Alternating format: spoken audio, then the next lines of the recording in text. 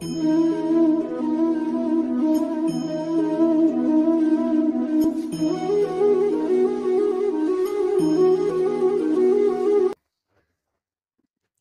दोस्तों, मेरे चैनल में आपका स्वागत है।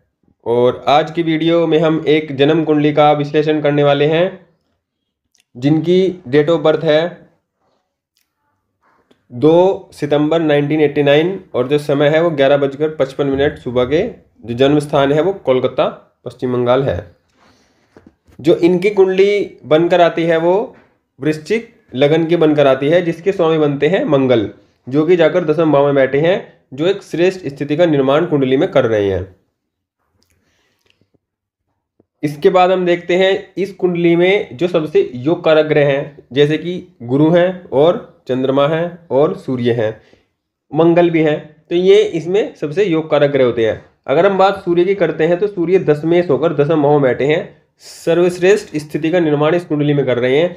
यहाँ पर देखिए कुंडली का दसम भाव कितना बली है, यहाँ पर मंगल भी बैठे हैं, यहाँ पर सूर्य भी बैठे हैं, तो ये बहुत अच्छी स्थिति का निर्माण कुंडली में कर रहे हैं।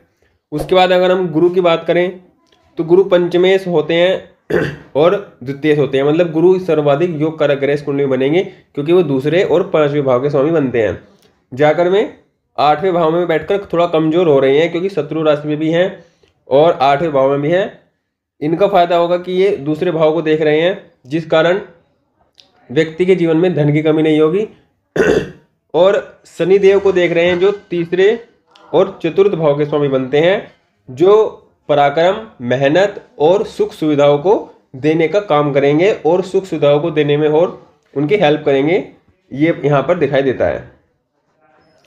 अगर हम बात करते हैं चंद्रमा की, तो चंद्रमा यहाँ पर बैठे हैं कन्या राशि में 11वें भाव में। कुंडली में आप कोई भी कुंडली हो, ये एक सूत्र याद रखिए, जब भी नवम भाव का स्वामी 11वें भाव में होता है तो ये महाधनी योग होता है, महाभाग्य योग होता है, बहुत श्रेष्ठ स्थिति का निर्माण होता है। मतलब इसका यह है कि ये भाग्य है और यह है इच्छा प्राप्ति या लाभ, तो आपको भाग्य का पूरा पूरा लाभ मिलेगा जीवन में, ये इस बात की सूचना देता है। यहाँ पर देखिए कि लाभ भाव जो है उसमें 3 शुभ ग्रह बैठे हैं, ये श्रेष्ठ स्थिति यहाँ पर बन रही है। यहाँ पर चंद्रमा पापक ग्रह की श्रेणी में ही आएंगे, क्योंकि सूर्य के बिल्कुल पास में ही है। लेकिन बुध शुक्र का लक्ष्मी नारायण योग भी लाभ भाव में बन रहा है, और बुध शुक्र चंद्रमा एक साथ तीनों लाभ भाव में बैठकर लाभ भाव को बहुत मजबूत कर रहे हैं। तो यहाँ पर लग्नेश अपने आप में खुद बहुत मजबूत है, दसम भाव मजबूत है, नवम भाव मजबूत है, और यहाँ पर एकादश भाव भी मजबूत अवस्था में दिखाई पड़ रहा है। यहाँ पर इस कुंडली में देखिए कि राहु और केतु चतुर्थ और दसम भाव में बैठे हैं। यहाँ पर राहु चतुर्थ भाव में बैठकर व्यक्ति की माता से संबंध खराब करते हैं, व्यक्ति के जीवन में माता के सुख को कम करते हैं। यहाँ पर ये स्थिति यहाँ पर दिखाई पड़ती है, क्योंकि चतुर्थ भाव में राहु कोई श्रेष्ठ प्रभाव नहीं देते हैं, अच्छा प्रभाव नहीं देते हैं। यहाँ पर शनि की राशि में जरूर है, लेकिन फिर भी चतुर्थ भाव में राहु अच्छा परिणाम देते हैं। व्यक्ति के सुखों में संबंध, व्यक्ति के घर में कलह का वातावरण, व्यक्ति की माता से संबंध अच्छे ना होने, या माता का स्वास्थ्य ठीक ना होना, या माता का सुख कम हो जाना, इस प्रकार की स्थिति ये दिखाता है। यहाँ पर दसम भाव में सूर्य मंगल का बहुत अच्छा पराक्रम योग यहाँ पर बन रहा है, जो इस व्यक्ति को जीवन भर हर कार्य में सफलता प्राप्त करने में सहायता जरूर करेगा। इनकी कुंडली में जो धन भाव है, धन भाव में शनि देव बैठे हैं, जिस कारण इनकी जो धन की स्थिति है वो बड़ी संतुलित है। यह कहेंगे कि कम ही है, बहुत अच्छी नहीं हो पाएगी। अच्छी तो होगी, मतलब बहुत वर्तमान समय में बहुत अच्छी नहीं, लेकिन जैसे जैसे इनकी एज बढ़ेगी ऐसे ऐसे इनकी धन की स्थिति अच्छी होगी। इसका मतलब है कि एकदम से इनके पास कहीं से धन आने की संभावना बहुत कम है। इनकी स्थिति धन के मामले में धीरे धीरे कर कर बहुत अच्छी होगी, लेकिन वो समय लगेगा उसमें, क्योंकि शनिदेव बहुत धीरे धीरे इस काम को करेंगे, क्योंकि शनिदेव से प्रभावित दूसरा भाव हो रहा है। तो यहाँ पर ये स्थिति यहाँ पर दिखाई पड़ती है। यहाँ पर जो परिवार है वो भी बहुत संतुलित है, बहुत बड़ा नहीं बहुत छोटा नहीं, इस प्रकार का इनका परिवार होगा। और इनकी जो वाणी है, वाणी भी बहुत संतुलित है, जितना जरूरत है उतना ही बोलना पसंद करते हैं, ज़्यादा बोलना पसंद नहीं करते हैं ऐसे व्यक्ति। तो इस प्रकार का इनका कुछ व्यवहार है। अब अगर हम बात करते हैं कि इनके जीवन में धन की स्थिति, देखिए धन की स्थिति, संचित धन की स्थिति बहुत बहुत उत्तम नहीं, बहुत अच्छी नहीं, बहुत अच्छी कह सकते हैं हम, लेकिन धीरे धीरे अच्छी होने की संभावना यहाँ पर है। लेकिन लाभ भाव जो है वो बहुत श्रेष्ठ स्थिति में यहाँ पर दिखाई पड़ रहा है, और जीवन में लाभ की कोई कमी नहीं है। यहाँ पर ये धन की स्थिति दिखाई पड़ती है। अगर हम बात करते हैं कि इनके जीवन में करियर कैसा होगा, तो करियर इनके जीवन में श्रेष्ठ होगा, क्योंकि ये वृश्चिक लगन है। वृश्चिक लगन वालों के लिए जो नौकरी सबसे श्रेष्ठ रहती है।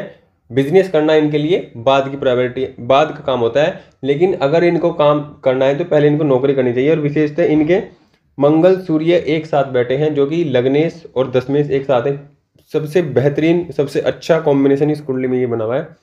इसके अनुसार इनको नौकरी में ही जाना चाहिए, और अगर सरकारी नौकरी के लिए प्रयास करें तो इनको सफलता यहाँ पर मिलती हुई दिखाई दे रही है। अब इसी चीज को हम नवमांश और दशमांश में देखते हैं कि क्या इनको इस क्षेत्र में सफलता मिल सकती है। अगर हम नवमांश की बात करें, देखिए जो नवमांश में मंगल लगन में ही बैठे हैं और इनका नवमांश भी 8 नंबर से ही शुरू होता है, तो ये एक श्रेष्ठ स्थिति यहाँ पर नवमांश की दिखाई पड़ रही है। यहाँ पर देखिए कि सूर्य दशम भाव में लगन कुंडली में भी थे और नवमांश कुंडली में, तो यहाँ पर यह पता लगता है कि जो सूर्य है वो दशम भाव से लगन और नवमांश दोनों में संबंध बना रहे हैं, तो ये सरकारी क्षेत्र में जा सकते हैं। सरकारी क्षेत्र में इनको सफलता मिलने के बहुत ज़्यादा चांसेस, यहाँ पर बहुत अच्छे चांसेस बनते हुए दिखाई देते हैं। तो इनको इस क्षेत्र में जरूर जाना चाहिए, इस क्षेत्र में जरूर सफलता प्राप्त करेंगे। लेकिन यहाँ पर दिक्कत है कि नवमांश में गुरु नीच राशि में है। ये स्थिति ये दिखाती है कि ऐसे व्यक्ति की जो नैतिकता है वो कभी कभी डोल जाती है, कभी कभी उसके अंदर नैतिकता की कमी हो जाती है, क्योंकि गुरु अगर नीच राशि में होते हैं तो ये नैतिकता की कमी को दिखाते हैं। ऐसे व्यक्ति के अंदर आंतरिक रूप से व्यक्ति नैतिकता में थोड़ी कमी करता रहता है। नैतिकता के मामले में कुछ नैतिकता के मामले में कुछ चीज़ों में व्यक्ति सही नहीं होता है, या नैतिकता व्यक्ति के अंदर पूर्ण रूप से होती नहीं है। तो ये स्थिति यहाँ पर दिखाई पड़ती है, क्योंकि गुरु जब नवमांश में नीच राशि में होते हैं, ये स्थिति यहाँ पर होती है। अब अगर हम बात करते हैं दशमांश में भी, तो देखिए दशमांश में इनका 8 नंबर से शुरू हो रहा है। ये एक श्रेष्ठ स्थिति यहाँ पर दिखाई पड़ती है कि इनको अपने कार्य क्षेत्र में जरूर सफलता मिलेगी, जो भी काम ये करेंगे, और इनके जीवन में कर्म की कमी नहीं होगी, काम इनका बहुत अच्छा चलेगा। तो यहाँ पर देखिए कि सूर्य यहाँ पर तीसरे भाव में बैठे हैं, तो ये भी अच्छी स्थिति का निर्माण कर रहे हैं। तो इनको श्रेष्ठ स्थिति यही बनती है कि इनको सरकारी नौकरी के लिए प्रयास करना चाहिए, सरकारी नौकरी में जाना चाहिए, या फिर इनका कोई नौकरी करनी चाहिए, तो उसमें भी सफलता प्राप्त कर लेंगे। कोई दिक्कत इसमें नहीं आने वाली दिखाई दे रही है, कोई दिक्कत समस्या इसमें नहीं है। आप देखिए कि मंगल यहाँ पर भी मजबूत है, क्योंकि मंगल लगन कुंडली में मजबूत है, नवमांश में मजबूत है, और दशमांश में भी वो अपने घर में ही बैठे हैं। तो यहाँ पर देखिए श्रेष्ठ स्थिति यहाँ पर सूर्य और मंगल की दिखाई दे रही है, जिस कारण ये अपने जीवन में सफलता जरूर प्राप्त करेंगे, क्योंकि इनका लग्नेश और दशमेश तीनों ही जो इनके चार्ट हैं उनमें बली दिखाई पड़ रहा है। तो ये स्थिति यहाँ पर इनकी अच्छी दिखाई पड़ रही है। अब इनकी अगर हम विवाह की बात करते हैं, तो विवाह का जो समय बनता है वो बनता है शुक्र। शुक्र जाकर बैठा है 11वें भाव में। तो लगन कुंडली से ये पता चलता है कि जो इनका जीवन साथी होगा, जीवन साथी से इनको बहुत लाभ होगा, क्योंकि जीवन साथी और जीवन साथी बैठा है लाभ में, तो ये खुद हैं। तो खुद से इनका जो संबंध बन रहा है जीवन साथी से वो लाभ का बन रहा है। तो इनको जब इनके जीवन में जीवन साथी का आगमन होगा तो इनके जीवन में लाभ की स्थिति की वृद्धि हो जाएगी, और लाभ की जीवन में स्थिति और अच्छी हो जाएगी। ये यहाँ से साफ साफ दिखाई देता है। यहाँ पर देखिए जो विवाह का कारक है गुरु। देखिए तो विवाह का कारक होता है कि जो विवाह के कार्यों में जो धार्मिक काम होते हैं, धार्मिक क्रिया होती है, उनका कार्य जो होता है वो गुरु के अंतर्गत आता है। और जो विवाह के बाद जो सब कुछ होता है वो सब शुक्र के अंतर्गत आता है। तो इनका शुक्र बहुत अच्छा है, क्योंकि यहाँ पर नीच भंग है, नीच राशि में शुक्र जरूर है, लेकिन साथ में बुध बैठे हैं, तो यहाँ पर ये अच्छी स्थिति कहलाएगी। यहाँ पर इनका नीच पूरी तरह से भंग है, और ये अपना श्रेष्ठ प्रभाव देने के लिए बाध्य हैं। श्रेष्ठ प्रभाव यहाँ पर ये जरूर देंगे। लेकिन यहाँ पर समस्या ये है कि गुरु अष्टम भाव में है, और शनि से भी दृष्ट हैं, राहु से भी दृष्ट हैं। तो इनको जीवन में विवाह की जो स्थिति है वो लेट देखने को मिलेगी, बहुत जल्दी, या मतलब नॉर्मल एज जो होती है उससे भी लेट इनका विवाह देखने को मिलता है। विवाह में इनकी देरी यहाँ पर दिखाई साफ साफ पड़ती है, क्योंकि धार्मिक कार्य जो है वो लेट होने शुरू हो रही हैं, लेट यहाँ पर दिखाई दे रही हैं। और अष्टम भाव में जब गुरु होते हैं, अगर खुद की राशि में ना हो, तो यहाँ पर विवाह व्यक्ति के जीवन में लेट होता है। लेकिन वैवाहिक जीवन अच्छा है, वैवाहिक जीवन से लाभ होगा, जीवन साथी के आने से भी इनके जीवन में वृद्धि, आर्थिक लाभ या लाभ की स्थिति बहुत अच्छी होने की संभावना दिखाई पड़ती है। इस चीज़ को हम नवमांश में भी देखते हैं। तो यहाँ पर शुक्र है, और शुक्र देखिए दसम भाव में, पहले लाभ भाव में थे अब दसम भाव में, तो ये अच्छी स्थिति का निर्माण यहाँ पर कर रहे हैं। तो इनको जीवन में लाभ के बाद इनका मतलब विवाह के बाद इनका कर्म भी बढ़ेगा और लाभ भी बढ़ेगा और कर्म भी बढ़ेगा, दोनों प्रकार की स्थिति में इनकी वृद्धि होने की पूरी संभावनाएं हैं। यहाँ पर साफ साफ ये चीज दिखाई पड़ती है।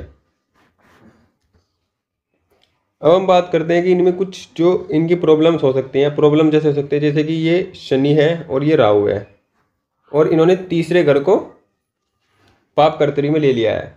तो इसका मतलब ये है कि ये अगर किसी भी काम को करते होंगे तो जैसे तीसरा भाव पीड़ित है यहाँ पर, तो तीसरा भाव पीड़ित होने के कारण ये काम को करते होंगे पूरे मन से नहीं करते होंगे, या फिर उसको करते होंगे तो एक या दो बार किया, या मतलब उसको शुरू किया और बीच में छोड़ दिया, उसको अंत तक न लेकर जाना, ऐसी स्थिति यहाँ पर ये दिखाई पड़ती है। मतलब ये अपने प्रयास को पूरी तरह से नहीं करते हैं, प्रयास में अपने प्रयास को पूर्णतः लगाते नहीं है, अपने प्रयास में कमी रखते हैं। इनके किसी भी काम को करने में इनके प्रयास में कमी रहती है। ये तीसरा भाव पीड़ित है यहाँ पर, ये दिखाई दे रहा है।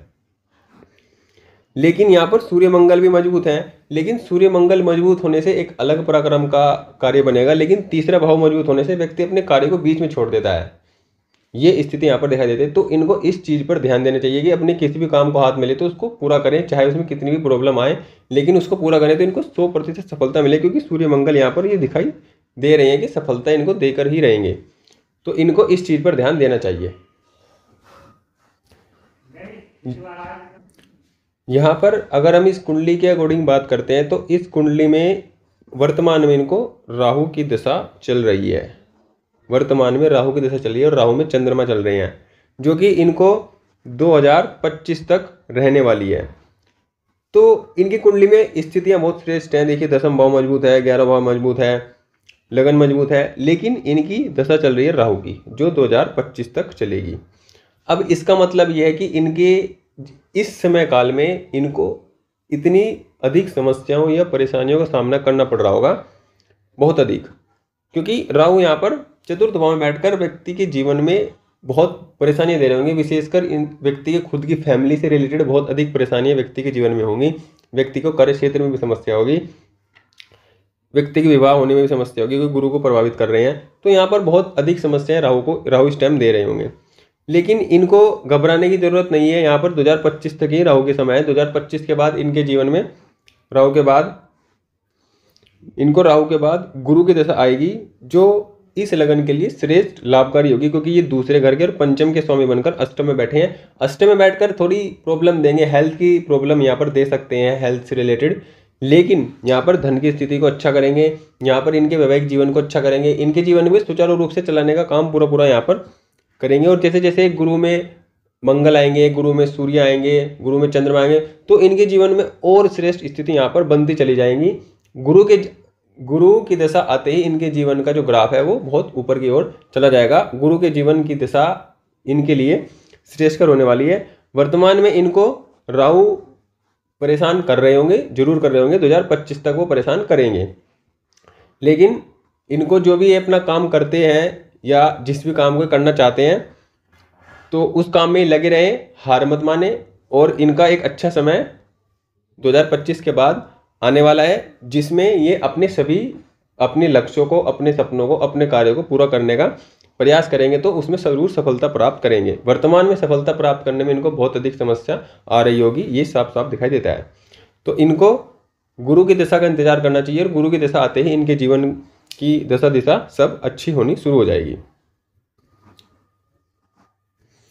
यहाँ पर अगर हम इनके रत्न पहनने की बात करते हैं तो ये रत्न पहन सकते हैं, चंद्रमा मोती पहन सकते हैं ये, क्योंकि इनका चंद्रमा लाभ भाव में, तो इनको लाभ भी अच्छा होगा, भाग्य का लाभ इनको मिलेगा। तो ये मोती जो चंद्रमा का रत्न होता है मोती, उसको पहन सकते हैं, तो इनको भाग्य का और सपोर्ट मिलना शुरू होगा। यहाँ पर सोमवार के दिन इनको मंदिर जरूर जाना चाहिए, शिव जी पर जल जरूर चढ़ाना चाहिए, और थोड़ा सा कच्चा दूध मिलाकर दूध में और जल में चावल डालकर इनको शिव जी पर जरूर चढ़ाना चाहिए सोमवार के दिन। इनसे इनको भाग्य का लाभ जरूर मिलेगा, भाग्य इनके अच्छा होना शुरू हो जाएगा।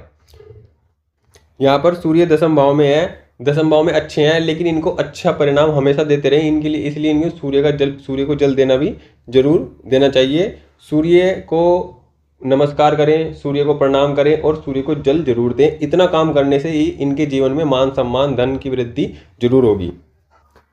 और जिस प्रकार इनको राहु की दशा चल रही है, तो इनको बुधवार को इनको अगर ये गाय को हरा चारा दे सकते हैं, हरी चीज़ों का दान कर सकते हैं, ये इनके लिए बहुत श्रेयस्कर होगा। इनके जीवन में जो राहु का प्रकोप है, राहु का जो बुरा फल है, उसको थोड़ा कम करेंगे।